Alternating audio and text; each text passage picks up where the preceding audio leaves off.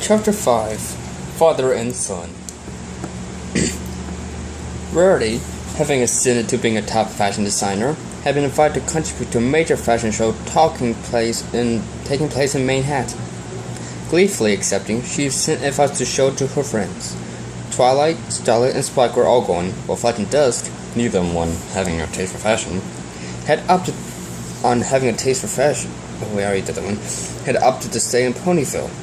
On the morning of the show, Twilight, Spike, and Starlight were getting ready to depart for the train station. "Be back by this evening," Twilight declared. "I'm missing you already." Flash kissed his wife. Me too, Twilight chuckled. Bye, Squirt, Dusk told Starlight. "Enjoy the fashion show." "Pretty dresses, yay!" Starlight cheered. "Come on, girls," Spike yelled, eager always to see Rarity. "We don't want to miss a train." "Coming, Spike," Twilight rolled her eyes. "Have fun, my two favorite guys." "Oh, we will," Flash smiled. "I've got the entire day planned out. It'll be chock full of father-son activities. It's gonna be great. Right, champ?" "You bet, Dad," Dusk cheered. "See you tonight." Twilight departed. Open the door. Twilight. "Bye," Starlight waved. She followed her mother. Once Twilight, Spike, and Starlight left, it was just Flash and Dusk. "What do you say, sport?" Flash smiled. "Quick football game before lunch?" "Why not?" Dusk smiled. "First 5 goals wins. Loser makes the sandwiches." "Ooh, you're gonna regret that, kiddo," Flash teased. As it turned out, Flash was the one to regret, as Dusk scored 5 goals before he even scored 3. "Being by my own son," he mocked despaired. "Oh, the shame." "Soon are on you, Pop," Dusk smirked. The boys went back into the library and into the kitchen, where Flash made his signature cheese and chive sandwich sandwiches. Good," Dusk said through a mouthful. "Yeah, nothing beats one of my CNCs," Flash said proudly. After lunch, they went outside again. "What are we gonna do now, Dad?" Dusk asked. "An old Pegasus pastime," Flash declared. "We're going sky gazing." "Sky gazing," Dusk repeated. "What's that?" "You'll see," Flash chuckled. Opening his wings, Flash flew up to a nearby cloud, beckoning Dusk to follow. They both landed on their backs, looking at the sky. "Now what?" Dusk asked. "Now we just look at the sky," Flash smiled. "That's it?" Dusk asked. "Seems kind of boring." "There's more to it than that, kiddo," Flash sighed. "You can feel the wind and sun on your face, hear the birds as they fly by. Just try it." Reluctantly, Dusk lay back on the cloud. The warm sunlight did feel good, as did the cooling wind. A flock of geese flew by, close by, honking softly. "Well?" Flash asked. "Okay, this isn't so bad," Dusk admitted. "But there's still not much to do up here." "Oh yeah?" Flash smirked. "Check out that cloud over there. It looks just like a carriage." "Huh, I guess it does," Dusk squinted. "That one over there looks like Purple's mom. If her mane weren't so puffy." They both chuckled lightly. "Why do some clouds look like other things, Dad?" Dusk asked. "I guess the Weather Patrol has some very artistic points in the cloud-making position," Flash shrugged. "Guess so," Dusk nodded. "I used to do this with your Grandpa Bolt all the time when I was your age," Flash reminisced. To be a cold again." The two sat in the cloud for a while, staring at the blue sky. "Hey, Dad," Dusk said finally. "Yeah, kiddo?" Flash asked. "You used to be a Royal Guards pony, right?" Dusk inquired. "Yep," Flash nodded. "Before I met your mom.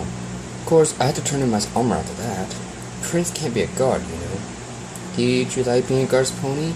Dusk asked. "I loved it," Flash admitted. "It was what I dreamed of being ever since I was a colt." "Wasn't it hard, giving it up like that?" Dusk asked. "A little, yeah," Flash admitted. "I did love being a guard's pony, but I loved your mom more. And when you really love some pony, you will sacrifice anything to be with him." "Whoa," Dusk in quiet admiration. "I love your mom more than anything," Flash smiled. "And I love you and your sister just as much. When I compare my life then to my life now, it's no contest. I choose you guys every time." "Really?" Dusk gasped. "Really." Flash hugged Dusk tightly. "I love you, son." "I love you too, Dad," Dusk beamed. As they parted, Dusk noticed a mischievous smile on his father's face. "You know, I didn't bring you up here just to sky gaze," Flash declared. "Oh, really?" Dusk grinned. What else are we here for?" Dusk got a puffed clown face. "Couple fight!" Flash chuckled. "No fair!" Dusk giggled. "I wasn't ready." Using his magic, Dusk made 3 cloud balls at once and fired them at his fuzz like bullets. Hey! Flash shoots out his wings. That's cheating! Show me the Princess rulebook that says that. Dusk shot back playfully. I got your book right here.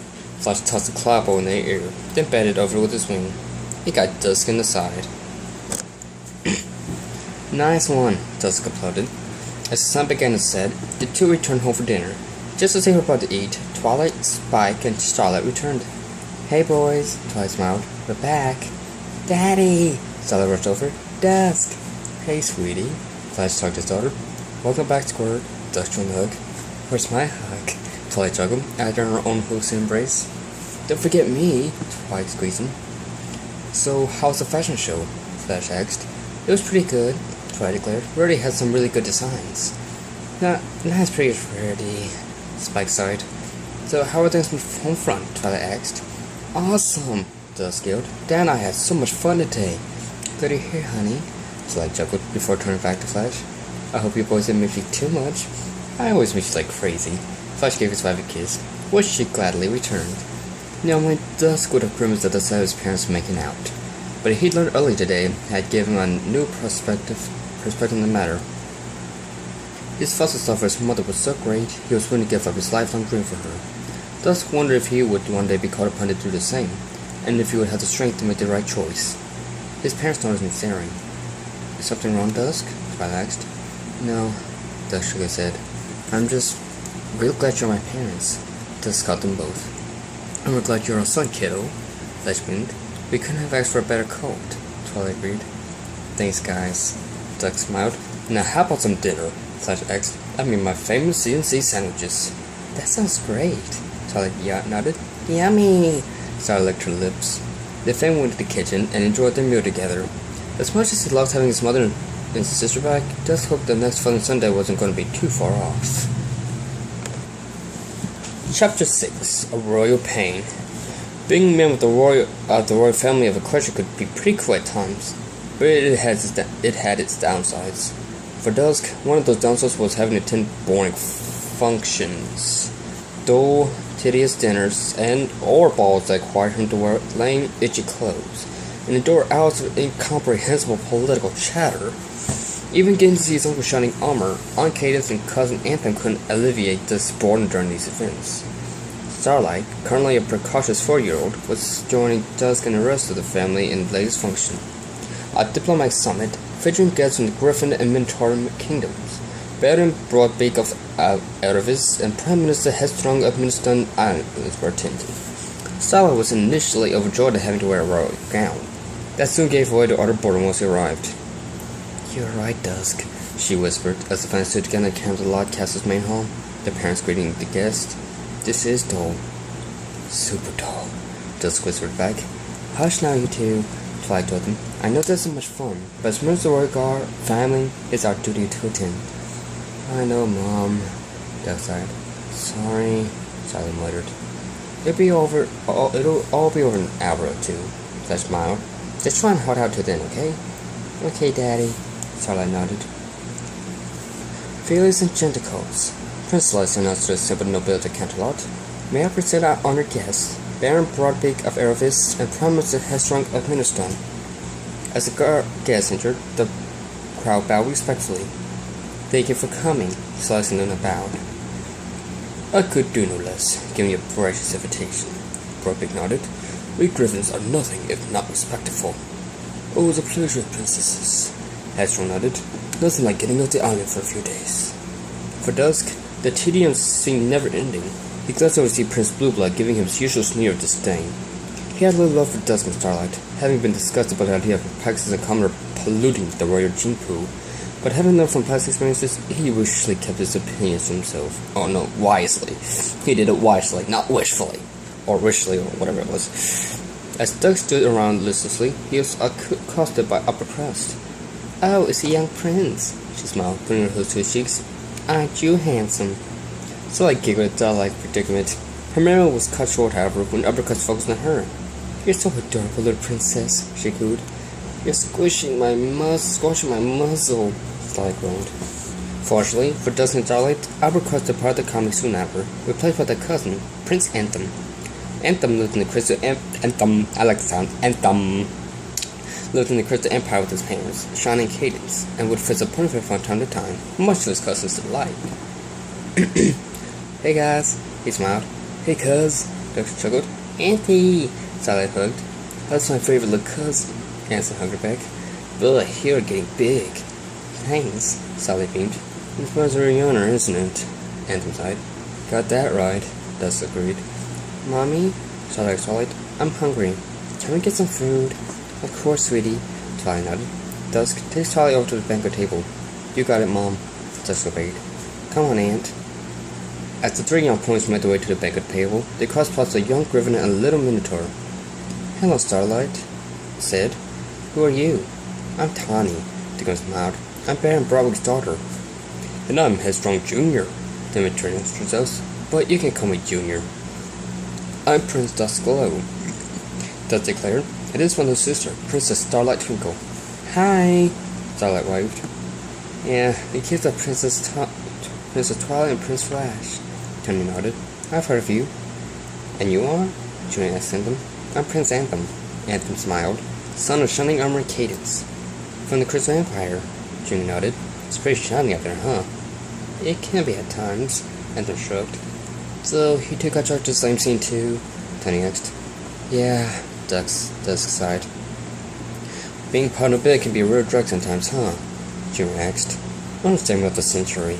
Anthem groaned. I lost count of how many boring functions I've been to. The things we do with our folks, right? Tawny smirked.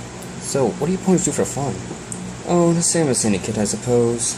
Dusk shrugged. We hang out, play games. Like, how good are you? Tawny asked randomly. 'Cause I'm pretty good myself. I do alright, Dusk shrugged.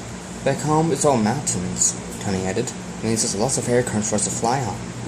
That sounds great, Dusk smiled. Sure lucky, Tawny. How about you, Junior? Anthem asked. What does the young man to do for fun where you come from?